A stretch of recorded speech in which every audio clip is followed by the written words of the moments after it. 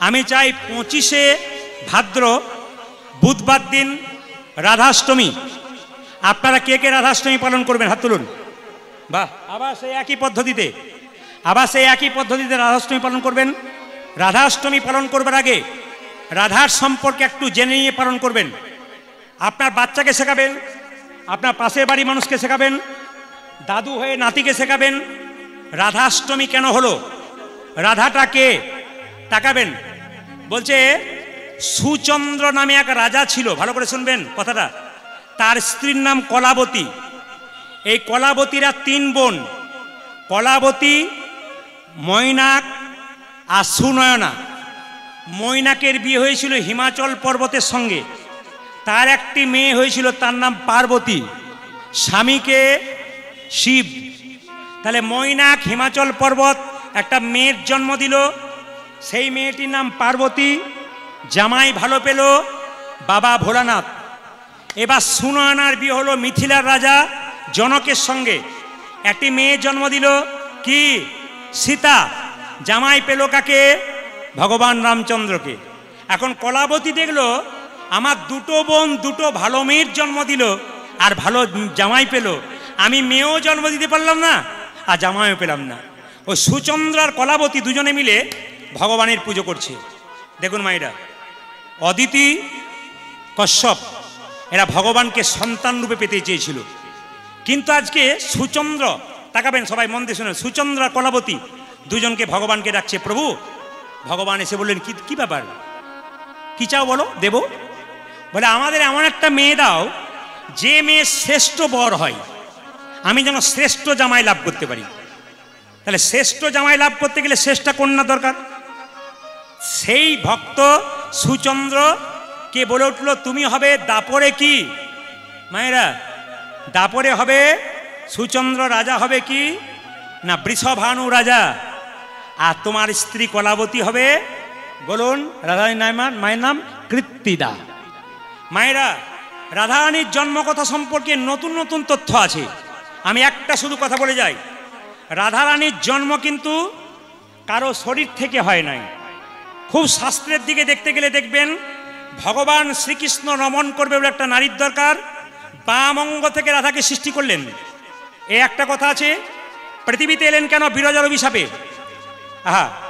শ্রীরামের অভিশাপে রাধারানী পৃথিবীতে এলেন। একটু তাকাবেন, রাধারানীর যখন জন্ম হয়েছিল চোখে দেখতে পেত না। কিভাবে জন্ম হলো, রাধারানীর মা কৃত্তিদা সরোবরে স্নান করতে গেছে, দেখতে পেলে কতগুলো পদ্ম ফুল, সব পদ্ম ফুল শুকিয়ে যাচ্ছে, একটা পদ্ম ফুল তরতাজা। সখীদেরকে বললো সখী সব ফুলগুলো সুন্দর, 2-3 পর শুকিয়ে যাচ্ছে, ওই ফুলটাকে 10-15 দিন দেখছি এত সুন্দর তরতাজা কেন, ওই ফুলটা আমার চাই। সখীরা কৃত্তিদাকে ফুলটা এনে দিল, আর ফুলটা পেয়ে দেখলো ফুলের মধ্যে ছোট্ট একটা সোনার পোকা। ও মা, যত দিন যায় পোকাটা মেয়ের রূপ ধারণ করে, ছোট্ট বাচ্চা। কৃত্তিদা তার স্বামী বৃষভানুকে বললো স্বামী চারিদিকে প্রচার করে দাও, আমার গর্ভ সন্তান এসেছে, আমি ঘর থেকে বেরোবে না, এই মেয়েটি 10 মাস 10 দিন বয়স হবে, তখন সবাই জানবে আমি মেয়েটার জন্ম দিয়েছি। মায়েরা, ওই সোনার পোকাটা আস্তে আস্তে কি হলো, মেয়ের রূপ ধারণ করে রাধা রানী হয়ে গেল। কিন্তু রাধা রানী জন্মের পরে অন্ধ কেন, শর্ত করেছিল প্রভু চোখ খুলবো পৃথিবীকে দেখবো না, চোখ খুলে প্রথম তোমাকে দেখব, তোমাকে না দেখে আমি চোখ খুলবই না। কত ভালোবাসার মানুষ দেখুন। আপনাদের কাছে নিবেদন রইল, এখানে শিক্ষা আছে। কি শিক্ষা আছে, সকালবেলায় ঘুম থেকে উঠে যারা চোখ খুলবেন ভগবানকে দর্শন করে চোখ খুলবেন। প্রতিদিন সকালবেলায় ঘুম থেকে উঠে যদি পারেন বাড়ির দেওয়ালে একটা রাধা গোবিন্দের ছবি রাখবেন, ঘুম থেকে উঠে তাদেরকে প্রণাম করে উঠবেন। যদি ছবি আপনি না রাখেন তবে এক কাজ করবেন, আমি আগেই বলেছি, নিজের হাতটাকে দর্শন করবেন। করাগ্গে বসতে লক্ষ্মী, করমূলে তু সরস্বতী, করমধ্যে গোবিন্দম, প্রভাতে করদর্শনম। সকালবেলায় করটাকে দর্শন করবেন, মাথায় ঠেকাবেন। স্মৃতিশাস্ত্র বলল যদি কেউ সকালবেলায় কর দর্শন করতে পারে ঘুম থেকে উঠে, তার গোবিন্দ দর্শন হয়। এ শাস্ত্র শিখিয়ে দিয়েছে। রাধারানীকে কিভাবে চোখ প্রথম গোবিন্দ দেখা দেবে। মায়েরা, আপনাদের বাগনানে এখানে কোনো মেয়ে যদি জন্ম নেয়, সেই মেয়ে যদি চোখে দেখতে না পায়, তাহলে দেখবেন পাড়ায় পাড়ায় একটা হই উঠে যায়। কেন, আরে অমুকের মেয়ে হয়েছে রে, চোখে দেখতে পায় না, চল দেখে দেখাসি। এখন বৃষভানু রাজা কীর্তিদার একটা মেয়ে হয়েছে, সে তো রাধারানী চোখে দেখতে পায় না। কি করলো মা? দলে বলে সবাই যাচ্ছে, কৃষ্ণ খেলা করছে বড়াই দাদার সঙ্গে। তো রোহিণী বলছে ও জোসে, বলে কি চ চ চ চ, বলে কি কোথায় যাবি? আরে বাবা দেখতে যাবো, একটা মেয়ে জন্ম নিয়েছে রাধারানী, সে চোখে দেখতে পায় না। দুইজনে যখন চুপি চুপি চলে যাচ্ছে, ভগবান আর চোখে তাকাচ্ছে, মা তুমি যাচ্ছ কোথায়? আমি না গেলে তো কাজ হবে না, আমি যে কথা দিয়েছি আমাকে না দেখলে চোখ খুলবেই না। যাকে দেখতে চলছো তুমি কি অন্ধ দেখবে না চোখ খেলা দেখবে? আমি যাবো তবে তো চোখ খোলা করাবো। সবাই লক্ষ্য করুন, এখন যেই না যশোদা রোহিণী চলে যাচ্ছে অমনি গোবিন্দ ছুটে এসে বলছে ও মামা ও মামা ও মামা ও মামা ও মামা ও মা। দেখবেন অনেক বাচ্চারা তার মানে কি মাকে কিছু কোথায় যাবি, কোথায় যাবি বলো, যা খেলা করকে গিয়ে। আগে কোথায় যাবে বলো? আরে আমরা কোথায় চললাম, ওই তো বলে খেলা করছে, খেলা কর গিয়ে। না যাবো না। কোথায় যাবি? আরে বল কোথায় যাবি? তুমি কোথায় যাবে বলো? একটা মেয়ে চোখে দেখতে পায় না, তাকে দেখতে যাবো, তার নাম রাধারানী। আমি যাবো মা, আমি যাবো মা। চুপ কর, সবাই জেদ। দিদি আমি বলেছিলাম না এই ছেলে বড় জেদি, এ কারো কথা শোনে না। কোথায় যাবি? আমি যাবো মা, আমি যাবো মা, আমি যাবো মা, আমি যাবো মা, আমি যাবো মা, আমি যাবো মা। কোথায়?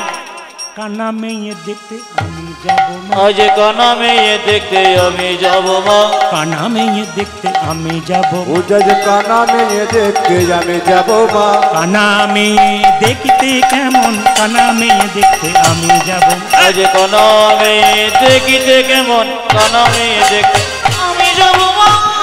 ছেলে যখন জেদ, দিদি ছেলে যখন জেদ ধরবে মানবে না। মায়েরা আপনার ছেলে জেদ ধরলে যখন নিয়ে যান তখন মা কেমন করে নেয় তাকান আমার দিকে। গোপালকে মা এরকম করে জড়িয়ে ধরে তার আঙুলটা দেখি, দেখি তোর আঙুলটা দেখি, কি করছো তুমি? আসলে মা যদি ছেলের বাম কনিষ্ঠ আঙুলে দন্তাঘাত করে, দাঁতে করে একটু আঘাত, জোরে কামড়াবেন না, জোরে কামড়াবেন না। দাঁতে যদি ঠেকিয়ে দেয় তাহলে ছেলের বিপদ হয় না, মা যশোদা শেখাচ্ছে। আর ছেলের কপালে একটা তিলক দিলে ছেলের কোনো বিপদ হয় না, এটা আমি বলি না, যশোদা শেখাচ্ছে। কেন বলুন তো? ভগবান তার কপালে মা যশোদা একটা তিলক দিত, হরিচন্দনের মৃত্তিকা। হরিচন্দনের মৃত্তিকা কাকে বলে? তুলসী তলার কাঁচা মাটি, মায়ের স্তন দুগ্ধ একসঙ্গে মিশিয়ে ছেলের কপালে দিলে ছেলের কোনো বিপদ হয় না। যেই না কপালে দিয়েছে আর এরকম করে দাঁতেও ঠেকিয়ে দিয়ে, কী করছো তুমি? চল তোকে নিয়ে যাচ্ছি। গোপালকে কোলে করে নিয়ে যখন চলে যাচ্ছে যশোদা মা, যেতে যেতে রোহিণী আর যশোদা গিয়ে বলছে রাধারানীর মাকে, হ্যাঁ গো দিদি তুমি নাকি অন্ধ মেয়ের জন্ম দিয়েছো। আর বলো না দিদি, কতদিন পেটে রেখে আমি অন্ধ মেয়ের জন্ম দিলাম। সঙ্গে সঙ্গে গোবিন্দ দেখলো মা তোমাকে জাপটে ধরেছে, আমাকে নামাবে না, চতুরের শিরোমণি। গোবিন্দ তখন কি করলো, মা আকশি লাগাতে শুরু করলো। আকশি মানে বুঝতে পারছেন তো? মা যশোদা একটা পুতির মালা পরে আছে, আর যখনই যশোদা কথাবার্তা বলা বলি করছে রাধারানী মায়ের সঙ্গে, তখন গোবিন্দ পুতির মালাতে আকশি দিয়ে টান মারছে। এমন টান মারবো মালার পুঁতিগুলো খুলে যাবে, সেই ফাঁকে আমি বেরিয়ে যাব। এখন লক্ষ্য টান মেরেছে পুঁতিগুলো, আশ্চর্য ছেলে, আশ্চর্য। ছেলেকে নামিয়ে যখন পুঁতিগুলো করাচ্ছে, গোবিন্দ তখন হামাগুড়ি দিতে দিতে দিতে দিতে কোন ফাঁকে রাধারানীর কাছে গিয়ে রাধারানীর বুকের ওপরে চেপেছে। রাধারানী চোখে দেখতে পায় না। রাধারানী জিজ্ঞেস করছে তুমি কে? আমি এসেছি, আমি এসেছি। এই তুমি কে? রাত্রিবেলা আপনার দরজায় কেউ যদি ধাক্কা দেয় আপনি বলবেন কে এসছে? বলে আমি এসেছি, জগতে সবাই তো আমি, তুমি কে? রাধারানী বলছে কে তুমি? আমি এসেছি, আমি এসেছি, আমি এসেছি, আমি এসেছি, আমি এসেছি, আমি এসেছি। আসার কারণ তো আছে।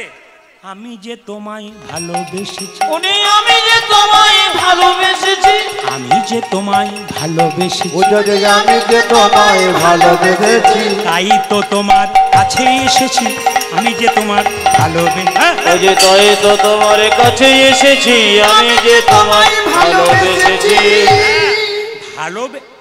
যেই না রাধারানীর চোখ স্পর্শ করেছে, রাধারানী প্রথম প্রাণ গোবিন্দকে দেখেছে।